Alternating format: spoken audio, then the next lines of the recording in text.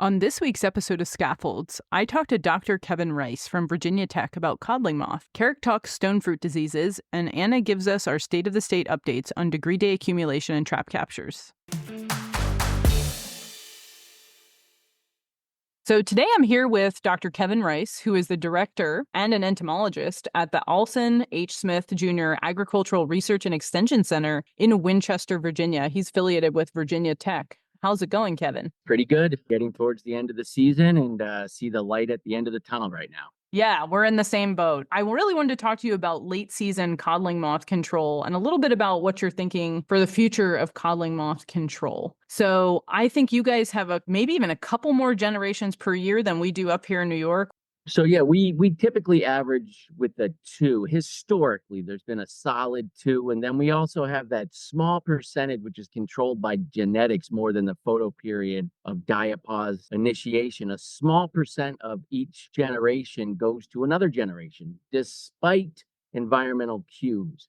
And so that was typically labeled or seen as what we might call a suicide generation, because when that third generation came out in Virginia, it was too cold to complete an entire life cycle to get to a mature larvae. Maybe the fruit was already harvested, but because of climate, we have milder winters, we have earlier springs and hotter summers. We're seeing that codling moth and a lot of our other insect pests are emergent earlier. They have shorter development times. They have shorter or less overwintering mortality. And because of all that, we have this third generation now, which seems to be more prevalent. So instead of it being an off sort of years that it might make it, with that kind of see that the codling moth are hedging their bets in a math sense of sort of what percent go into diapause as opposed to what not. So, but long story short, what we're sort of hypothesizing now is that we're seeing this third generation and possibly a fourth generation now with these longer extended growing seasons. So what does late season control look like in terms of rotating products? You guys developed any specific recommendations for the late season? So typically with the third generation, we sort of had that breakdown of the degree day biofix calculation. So we've got those really nice math numbers that people have studied in the past that we know first generation peak after biofix is going to hit around 250 degree days. And then you're up to 1250 for the second generation egg hatch. But the third generation has a lot of overlap with that second generation, so much so that it's very difficult to see and determine if you're looking at a newly emerged third generation codling moth in the trap or an older one. You can kind of tell by the scales, but that's just a little bit of guesswork. So typically we would tell growers on those off years that might have been warmer in the past, those one-off years, that those late season third generation, you need to trap and you need to look at that threshold of 5 to 7 captures per week per trap as sort of your threshold for the third generation spray. That's what we're going to have to do a lot more. And then that's what I'm really stressing in our extension meetings is we do have products. You need to rotate your products if there's additional generations. That's super important. We have products work with these pests, but scouting on a yearly basis is going to shift a lot. It's harder for us to predict on a yearly basis of what is going on with these insects because so many different factors are changing with climate change. And what about mating disruption? So is that something that Virginia growers typically layer with the spray program or no? Yes, a lot of growers are heavily invested in mating disruption, and you're going to have issues also at the end of the season. Will those lures continue to produce pheromone when it's really, really hot outside, or is it going to dissipate faster? Do you need to replace them?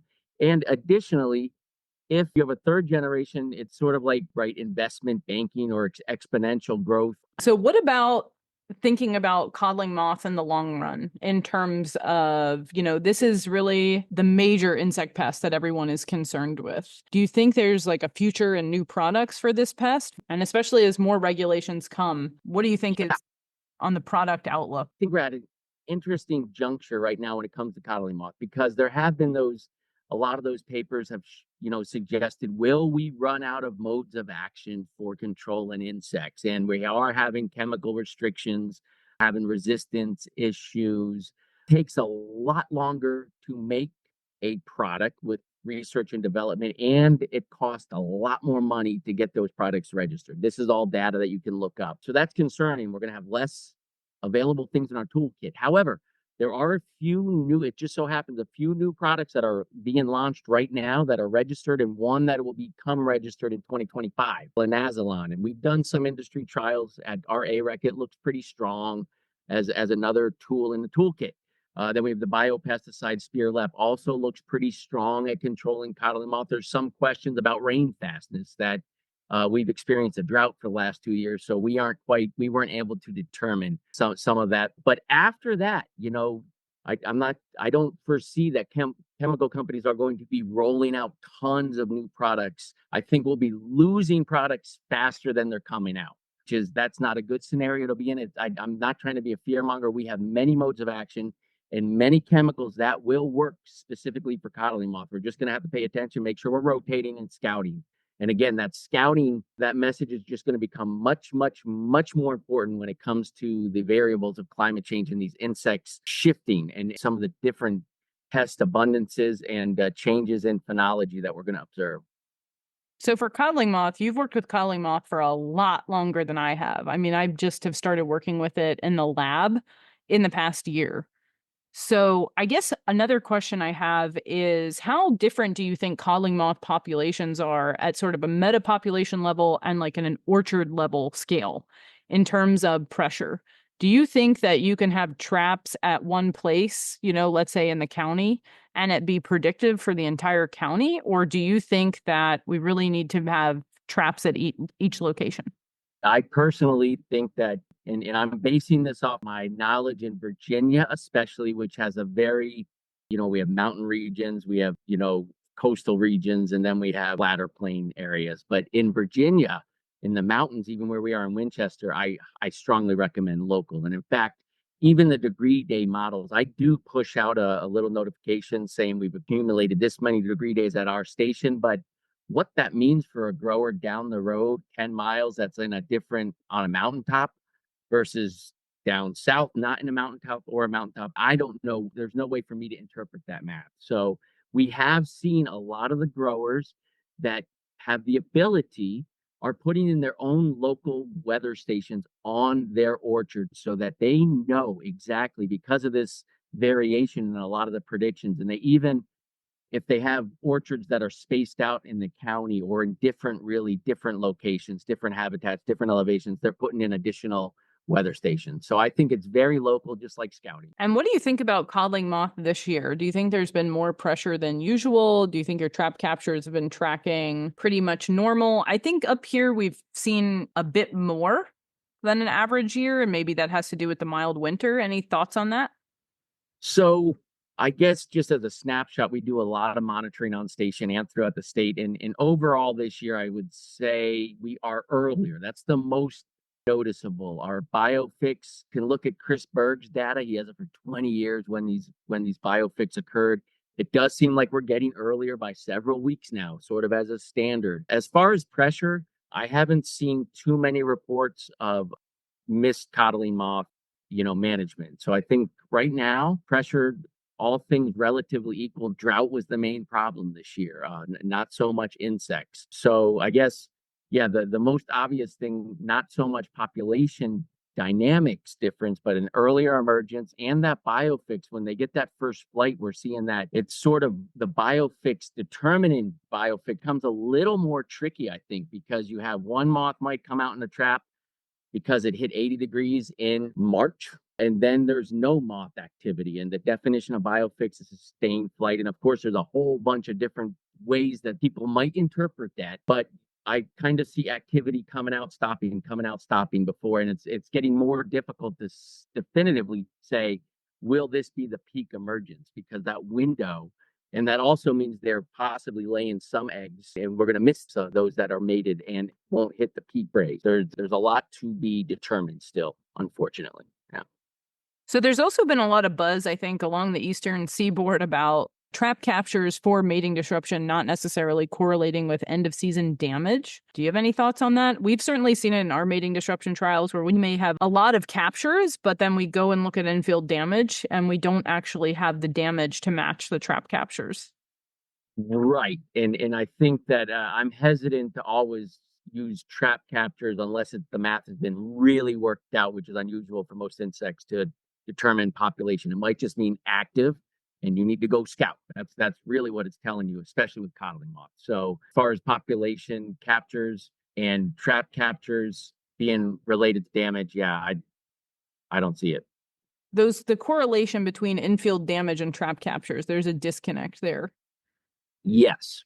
Why do we think that is? Is that just because the pheromones are bringing them to the traps and they're not necessarily going to the fruit and mating? I mean, I'm gonna guess it has to do with the competitive nature of the mechanism for coddling moth mating disruption, right? So the males are basically they don't get overwhelmed. They can read the cues, but they spend a lot of time false trail following or looking for females, but they do find those traps. So maybe that trap was in a really nice overwintering location. That trap captures caught a initial, maybe it's on a based on abiotic conditions. Maybe that was warmer and that's where they were coming out and you caught a lot. But that's why we do multiple traps if you can, right? If you have 5 acres, maybe one trap can get you by, but anything bigger than that, you're going to want multiple traps. I would say 5 on the edges and one in the center. And that's why we have replications, because one area can misguide you on damage.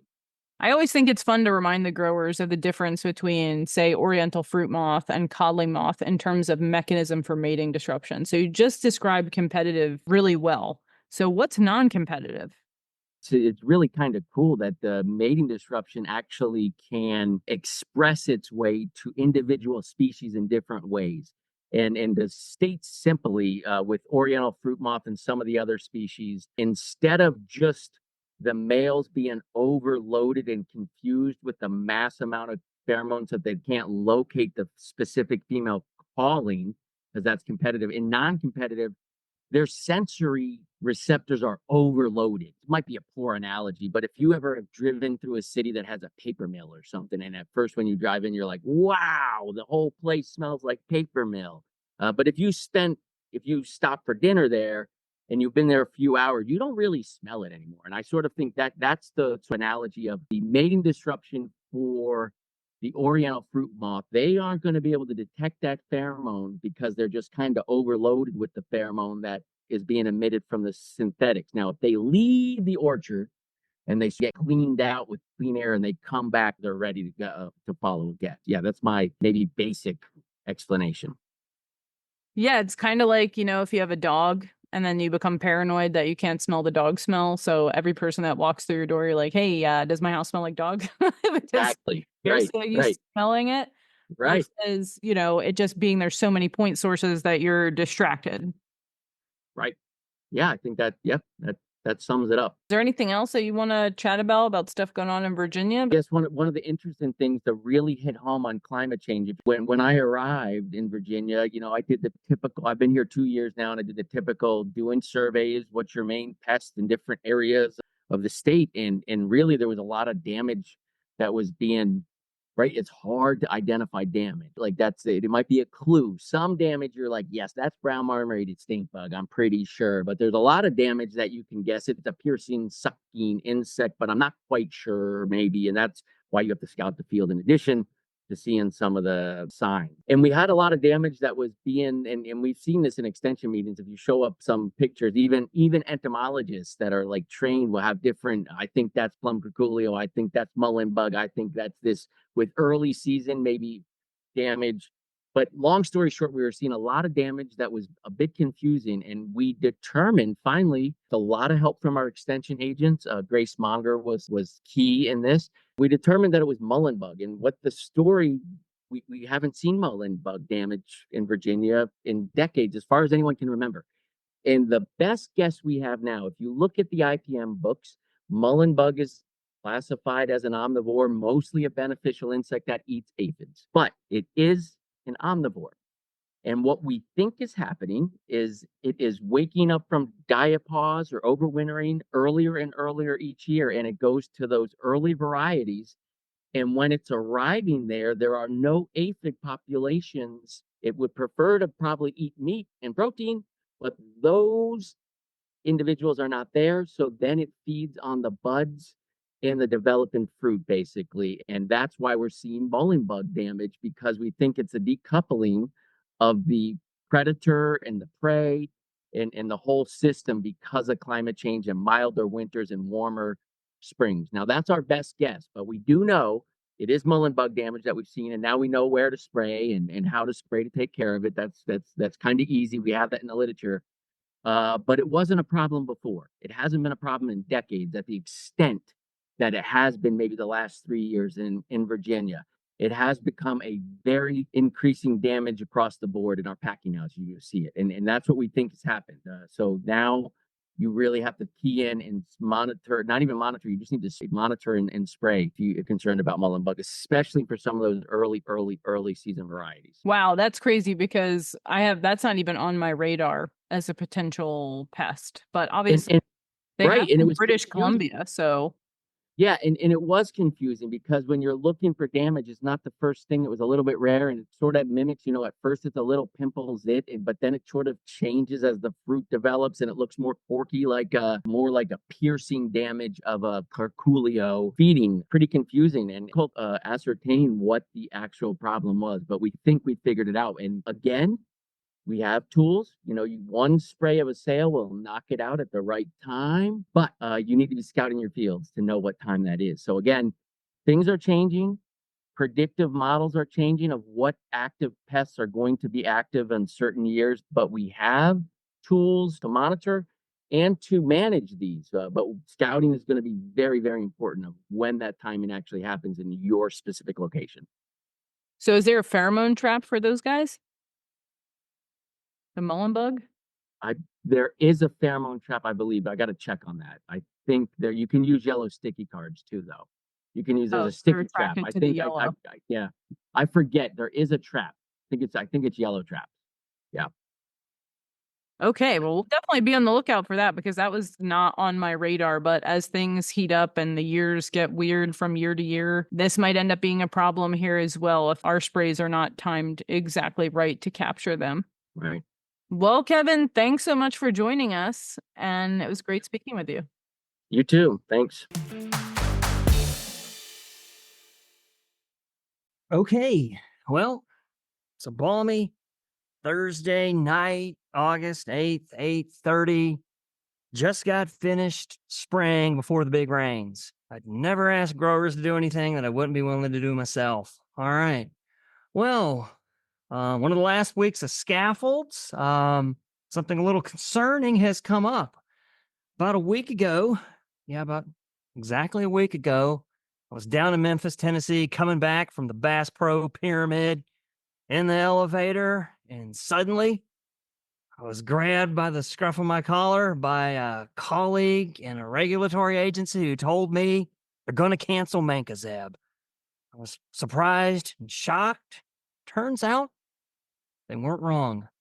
Mancozeb is under review by the EPA. Now, things aren't going to be as dark as they were for other crops and apples, but it's a little bit scary. So it's part of a pesticide registration review that sort of came out of nowhere and even surprised my friend in the regulatory agency, both of which will remain unnamed. And it is for Mancozeb combined with malathion in one docket. Now, if you want to find this docket and make some comments, go here to www.regulations.gov, and you're going to find a search page, and you're going to enter the docket EPA H-HQ-OPP-2015-0291, and I'm hoping we're going to be able to put this in the show notes. And in this particular case, what it might look like, you would come over here and you just simply take that docket number that I mentioned a moment ago and paste it right in the search window that has just now come up. All right, pop that thing in there, just match search, and it's going to come up pretty quickly. It's going to have docket page and Mancozeb registration review, a couple indications, and it's going to be talking about them right there. Once these things get sorted for comment, you can click on the ones, and there you go. This is the one right there. The registration review decision for several pesticides. You're like, what on earth is this?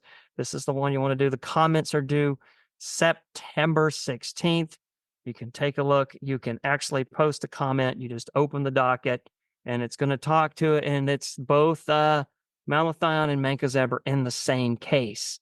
And so you simply come back here, you press the button underneath that says comment, and then you can post your comment there. You have until, again, September 16th to see how this is all going to work out. And, it looks a little bit like that nice little page. What we can find out for apples and pears is there's going to be a 35-day REI for hand thinning, or just no hand thinning allowed whatsoever in those particular situations. There's a lot of other rules as well about cabs having doors and seals and everything of that nature. But the ones that seem fairly pertinent or the most impactful will be the hand thinning, or just flat out not allowing hand thinning if mancozeb's applied. And everything else will get a 4-day REI for any other activity, such as pruning out fire blight, which means could be a little challenging and complications to get work done in those blocks using that material. It is rather terrifying for other cropping systems, as it just simply says it will be canceled for grapes is one of the options if that were to come up. So if you have grapes, consider saying something about it. And now I'm going to leave the apple world for a little bit and talk about stone fruit diseases. Yep, that's right. At the Lake Ontario Summer Fruit Tour on the 13th in a couple of days, and they asked me to talk a little bit about stone fruit diseases, particularly some of the ones that will be happening in the earlier season or might be more of a factor in a wet season. Cankers, bacterial cankers and fungal cankers and blossom blasts, and a couple weird things, not just your common black knot and brown rot, but I'll probably talk about those too because those all fall into the wet, woody things. And with this wet season, we're going to see all types of stuff. I'm shocked people aren't having a devastating or hard year with cherry leaf spot and brown rot as well, the things that will start to happen because we had a pretty wet time from dormant, white bud, bloom, petal fall, shuck split, and fruit maturation, if you will. And with a lot of the things getting really bad, if your crop defoliates early from cherry leaf spot and cherries, for example, you could have trouble. I imagine some people probably got some peach leaf curl for the first time in a while in the early part of the season if that copper got washed off, or just, hey, it's never been a problem before, I'll skip it. And with that, we'll talk first about bacterial canker. This is a situation where you might think my stone fruit tree got fire blight. Well, it kind of did, but it's a completely different organism, and it's not the same thing threatening your apple trees. What you'll see in this particular instance is a fairly devastating disease that will kill the trees. You'll get these soft, sunken, oozing cankers, and they're going to be a little bit worse at crotch ankles and branch points, anything where the tissue gets disrupted, or at a pruning cut. All of these types of things, it'll look wet, it'll look oozy, you'll be sort of squishy, and infections can happen in a couple of different ways. And one is obviously if pruning were to be happening now, you could infect a new pruning wounds in cool, wet weather. And you might think, well, we're almost in the season. I don't need to worry about it. Pruning wounds now in cool, wet weather can cause trouble. And the other thing that can happen is infection will occur at defoliation scars in fall rains. And we'll talk about what to do with that towards the very end of this sort of disease segment, if you will. But what ends up happening is the tree gets wet, leaves fall off, and then bacteria, in this case that's on the surface, endemically all over your cherry trees. When that leaf breaks, it creates a small vacuum, sucks the water and the bacteria into the defoliation scar, and the next thing you know, you have canker. The other thing that could happen, and you might have experienced this spring, is a spur blight. Blighted flower spurs following a spring freeze at bloom. And I got all these photos of nice pictures I'll be showing at the Lake Ontario Fruit Tour from a big devastating thing that happened in Michigan in 2012. And you might experience some of these things as well. I'll describe what happened. So the spurs themselves will just become heavily blighted. They'll look wet. You're like, I got fire blight on my stone fruit. It's a different bacterium. And We'll talk a little bit about how that occurs. There's two species. These are called Pseudomonas. No more Erwinia. Pseudomonas syringae, pathovar syringae. This is a really aggressive pathovar of Pseudomonas that can really take out your cherries. And then there's a less aggressive one called Boris spinorum. Julia Carroll from New York State IPM did a ton of work on this. And in general, we all learned a lot about some of the research that she did while she was at Cornell. What's very interesting about these bacteria is they have ice nucleation activity, meaning that they can make ice crystals form faster in less than cool weather. And so what'll end up happening is they can make ice crystals form really quickly at 26 to 32 degrees Fahrenheit. The formation of those crystals breaks open tissue, and the bacteria go in there and infect when the sun comes out and the stuff melts. And then the next thing you know, you have a very brown blighted tree. It's not going to necessarily, at this phase, it'll be a more slow death than fire blight, but you can lose the entire cherry tree altogether, particularly when things and cankers start forming in the bigger crotch angles near the base of the tree, that type of stuff. And you'll see cankers everywhere. They'll be on the main scaffolds. If you get the blighted flower phase, it'll just look like a terribly devastating spring freeze event. It's often that as well. Does that mean the bacterium is done? No, if you have wet seasons, you can get these green fruit rot lesions, which will look kind of like pale water-soaked infections on fruit, and they'll happen much earlier. They won't be sporulating with brown rot. And then sometimes down in the midrib of leaves, you can see some more bacterial leaf spots that'll kind of look like bacterial spotted stone fruit, a different pathosystem. Probably talk about it today as well. Little tiny broken, maybe almost shot hole looking lesions. The centers will fall out. But it's not too hard to diagnose in a laboratory setting over the eye. You'll see them right around in there, probably where water was pooling in this instance. What's it going to do to you? You could lose the bearing wood and productivity and the entire tree. It's typically worse sometimes in sweet cherries than some of the others. You'll typically find it in a sweet cherry type orchard. Very devastating, severe girdling tree decline over a couple of seasons. You'll wonder why it's slowly dying and why the tree next door isn't dying until it dies 2 years later. What makes it worse?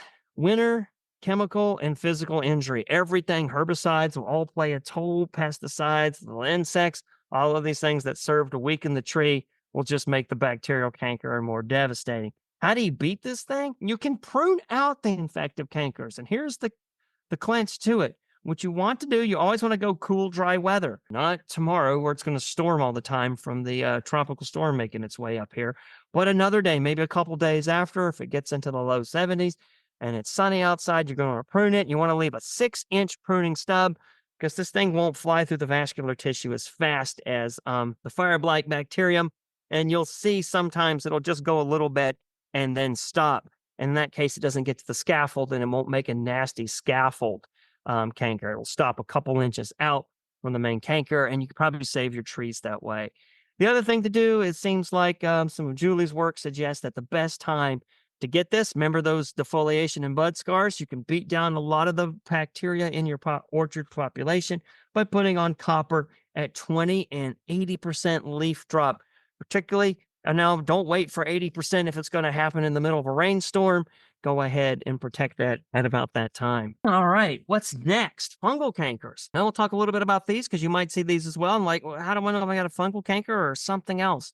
They're a little more broken open, oozing, and they're popped open, looking kind of awful. It can be leucostoma. It can be Brachysphaeria. And you might be like, here, doesn't Brachysphaeria occur on apples? Brachysphaeria occurs on everything. It loves woody tissue. It loves to rot trees. That's why it doesn't care if it's a stone fruit. It doesn't care if it's an apple. It's not very specific to cultivars.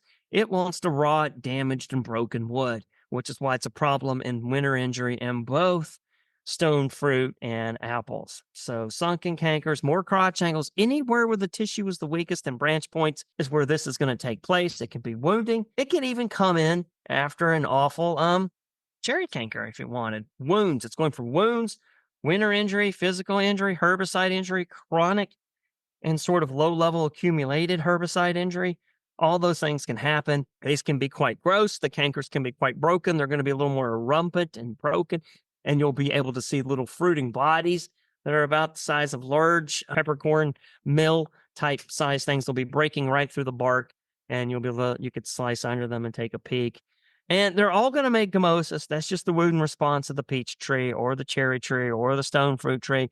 That's not necessarily the pathogen that's letting you know it's been injured, but these things can be all down in it as well. They'll wreck the bearing wood. They could girdle a tree. Particularly if you get these right down there on that main scaffold base crotch angle area, you'll lose the whole thing. It's quite awful. Once again, it's a common thread. Cool, dry weather, remove post petal fall. I'll give it some time for healing. And if you have to take out the main scaffold, you might as well just remove the tree. Also, anything that pushes tree growth later into the season, a more succulent tissue growing in later into the season, they're all going to be more susceptible to winter injury and all the other things, bark cracking and all that stuff that will pile up with these fungal cankers to make your trees slowly just die. If you can, don't train trees to that narrow crotch angle. Very narrow crotch angles will cause trouble. Just a few more diseases today. Let's see, what do we got? One of my favorite ones. It's probably going to show up in some people's places. It's called black nut. It's caused by a fungus, Apiosporina morbosum.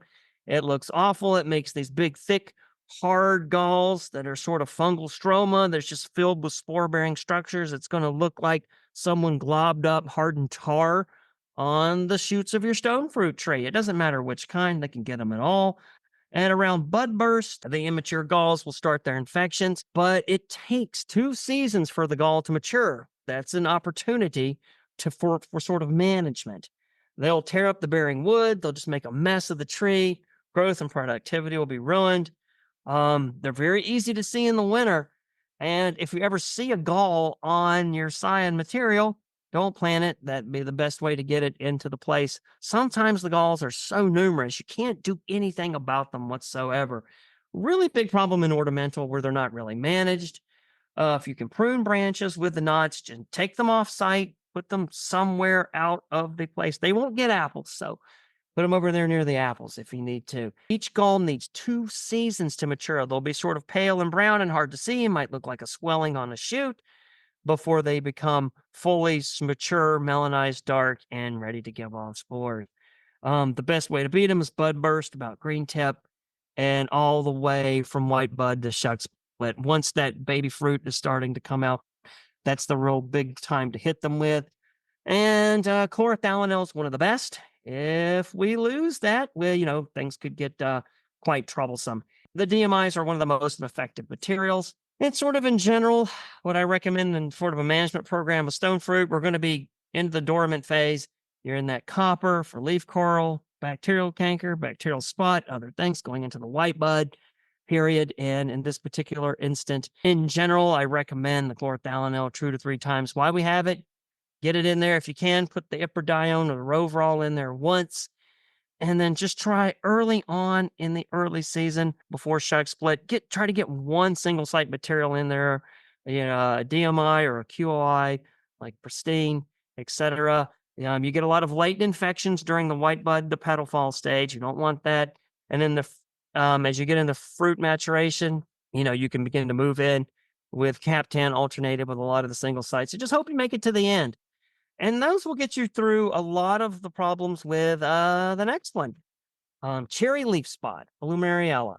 Really troublesome stone fruit pathogen, little tiny circular reddish brown spots on the upper surface of leaves. They'll make these little shot holes, which means it looks like someone shot your tree with a shotgun, with bird shot, of course, not buckshot. It'd be too big, 2 tiniest little holes, and then the whole leaf becomes sclerotic yellow and then falls off the tree. There's a lot of conidia on the undersides, and so when these leaves get up top, they'll fall into the lower ones, and the cycle will just constantly perpetuate itself every 14 or so, 10 to 14 days. It sounds like, oh, what's so big about early defoliation? It can get so bad that your fruit will unripen unevenly. You'll get poor bud set for next year. Vigor will be terrible, and then you'll get all the stone fruit cankers because you didn't overwinter very well and the tree didn't really harden off. Anything you can do to make this one better is follow all the horticultural's recommendations for training and get air through that canopy. And then your brown rot fungicide program will do it pretty well. Just make sure to keep those leaves protected at the emergence program. There is a lot of resistance, but it's mostly in Michigan. I don't think we grow enough cherry trees here to worry so much about all the resistance concerns, and many of the materials will work. People say you put on that post-harvest fungicide application to try to reduce the overwintering inoculum and avoid any premature defoliation. The fruit may be gone, but if the tree defoliates early and it overwinters poorly, it'll die, crack, break. Then you've got all the cankers. You got bacterial cankers, you got fungal cankers, you've got winter injury, and then the tree dies, and then you're very sad. One of the last ones that we often struggle with in New York, another bacterial one, the cherry leaf spot was a nice fungal one, is bacterial spot of stone fruit caused by Xanthomonas arboricola, Pathovar pruni. Mentioned the Pathovar designation a couple of times. These bacteria can attack a variety of different crops, but in some instances, there's like a subspecies, if you will, or it's called a pathovar that will attack stone fruit in our case. But sometimes the Pathovar pruni might even go to something else, but that's a problem for the academics. You just worry about managing the silly thing. Once again, the shot hole scenario. These bacteria pathogens and even the cherry leaf spot pathogen will cause little sections of your leaves to fall out, giving it the impression of being shot with birdshot. Hard sunken lesions on fruit, this pretty much wrecks it. Once again, these can defoliate as well from this. Then you get poor overwintering, cankers, winter injury, all the fungal diseases. And then on top of it all, the spotted fruit just aren't acceptable for the fresh market. You might as well toss it away. These canes can get quite devastating, and some of the most susceptible varieties are the ones that people want from other parts of the country. So a lot of the Californian varieties, a lot of the white flesh nectarines, white flesh peaches, the specialty stone fruit, and the order of susceptibility is apricot, nectarine, plum, and then peach. You can see that the cankers on some of these fruit get quite deep, quite cracked, and it looks like they're growing scales, like they're turning into a dragon. That's not what's happening. It's just bacterial spot. How do you beat this?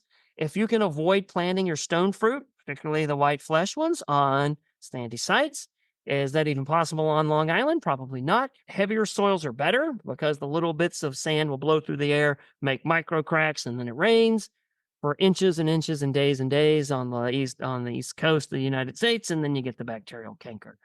The other thing you can do is oxytetracycline at shuck split, or frequent low rates of copper with hydrated lime. Got to be real careful with your, buffer that copper, because it'll injure fruit as well and cause the same symptom of the shot holing on the leaves. And then you're throwing up your hands in the air and getting really frustrated. The other thing that's really tricky about this is a lot of things are registered for peaches, but not a lot of things are registered for the other specialty stone fruit crops. Fortunately, the EPA now has a stone fruit group, which has helped a lot in these situations of like, what do I use to manage my bacterial spot of my high value apricots? Now, if they have a stone fruit group, they often lump them in there, and all is well. With all that in mind, as we're going into harvest and you have stone fruit, it's been a wet season. There's going to be so much junk in the orchard, whether it's apples or whether it's stone fruit. Clean up is the number one message of the post-harvest disease management. Remove prunings, remove leaf litter, bury mummified fruit on the orchard floor. This, you don't want it. Will this degrade with urea? Absolutely. And you might say that, I don't know, take that out of the orchard. Take the chopped up shoot out of the orchard. But the mummified fruit, those will degrade with urea. And the thing you want to do is you want to see them as a solid pit that's empty with no flesh on the floor. You don't want any of these sporulating things. Now, if the orchards are so big, it might be really challenging, but I bet you can take that urea approach that we use for apple scab detritus cleanup and do it in the spring or the fall. If these bacterial diseases are infecting in the fall and cherry leaf spot gets worse in the fall, it might be even better to try to clean up the junk on the floor in the early fall. With that, I'll see you for one more episode of Scaffolds Alone before our final one. All right. Have a great night.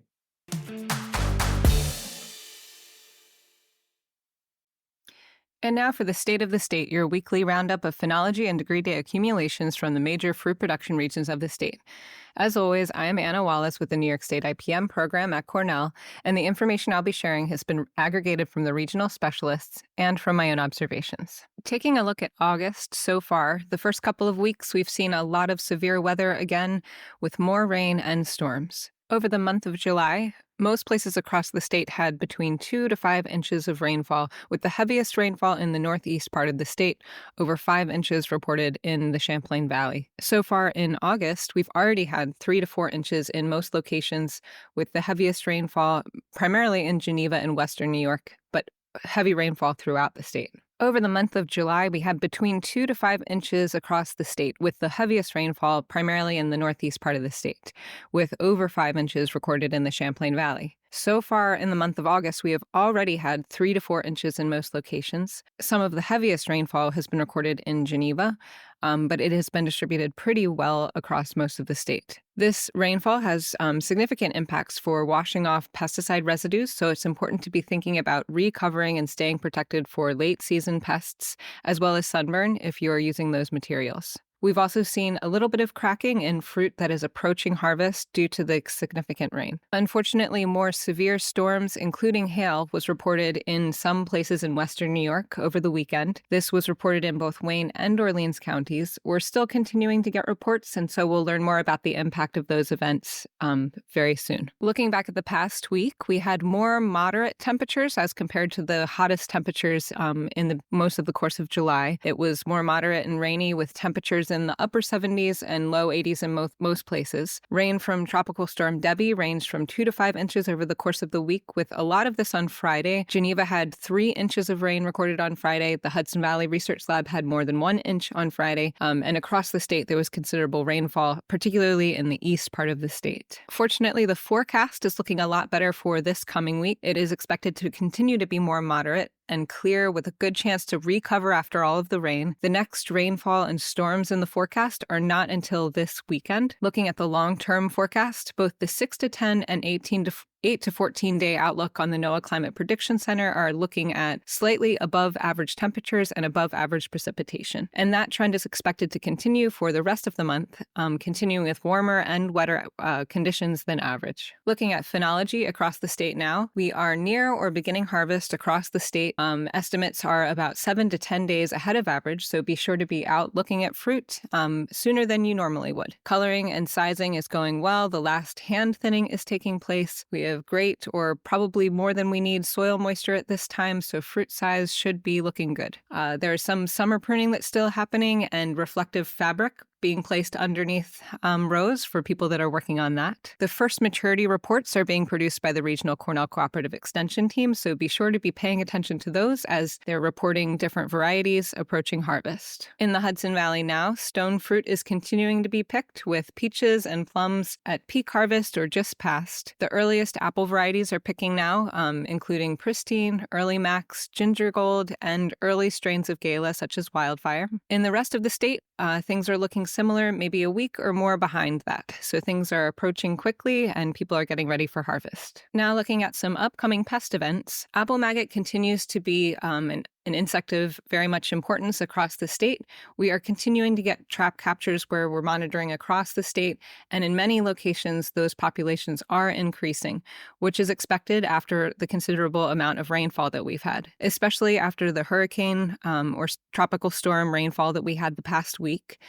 We are expecting that those populations will continue to be higher pressure where apple maggot is present. It is very site specific, so be sure to be looking in your location for this pest. It's a good idea to be monitoring and staying protected through the month of August. Just a reminder that at this point in the season, we're using red spheres coated with tanglefoot, the sticky material for traps. This can be coupled with a bait, which is an ammonium acetate, or apple essence, which is attractive to the insects. And so if you're using a baited trap, the threshold is 5 flies per trap. And for unbaited traps, just the red spheres with the tanglefoot, the threshold is 1 to 2 per unbaited trap. For codling moth and OFM, Oriental fruit moth, the NEWA models and the regional specialist reports are indicating that the second generation larval emergence has already occurred at this time, remembering that emergence can be identified using trap captures and identifying a biofix, or the first moths that are emerging for that second generation. It's a slight uptick in the moths that we detect during the course of the season.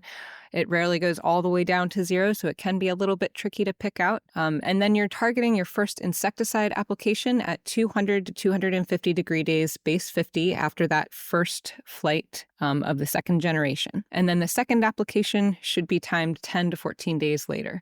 So we're about in that window now for western parts of the state and the northeast part of the state. Remember, it's important to be rotating chemistries for the second generation using a different mode of action than you use for the first generation. This insect codling moth can be endemic in the orchard, and so it's important to be managing resistance by rotating chemistries or modes of action. We're continuing to see mites and bronzing from both European red mite and two-spotted spider mite in some locations. It's been a really hot summer with lots of dust early in the season, so these mite populations took off in a few locations very early in the season. So if you're scouting for these insects, you can be looking for bronzing, which is caused by the rasping feeding of the insects, and also for the actual insects themselves.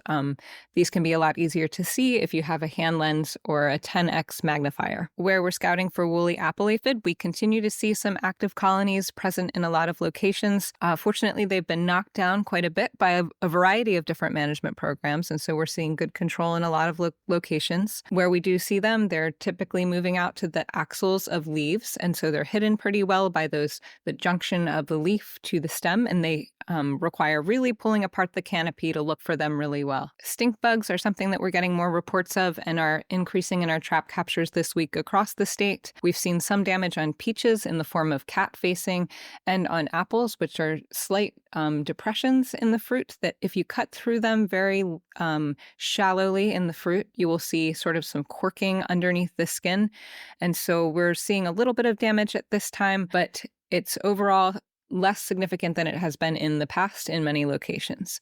If you are monitoring, you can be using Tedder's traps, which are the black pyramid traps, and the threshold for those traps is 10 insects per trap per week. You can also be using sticky panels, which are clear sticky panels that are affixed to a post or a stake that the insects can crawl up to get stuck on the trap. And the recommended threshold for those traps is 3 to 4 insects per week. Remembering that these insects can move out of other fields where they prefer to feed on soy or corn often. And so when those crops are harvested, they can really quickly jump over from the nearby crops. They're also moving out from woodlands.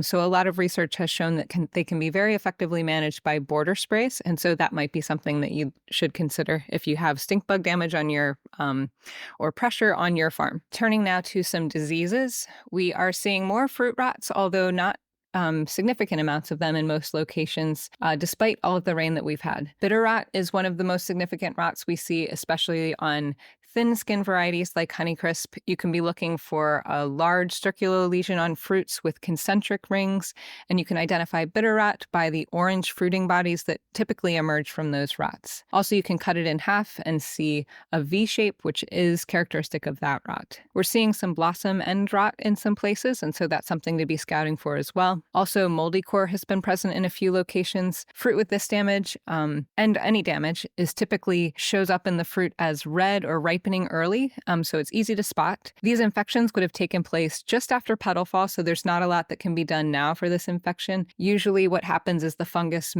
some kind of fungus moves into the locules through the flower, and so it's typically in varieties with a very open sinus, so a cavity from the flower to the center of the fruit. So varieties like Red Delicious and Cortland are much more susceptible. We're seeing more sooty blotch and fly speck in unmanaged locations. As expected with all of the rain, pressure for summer diseases is really high. We're continuing to see a variety of yellow leaf spotting showing up.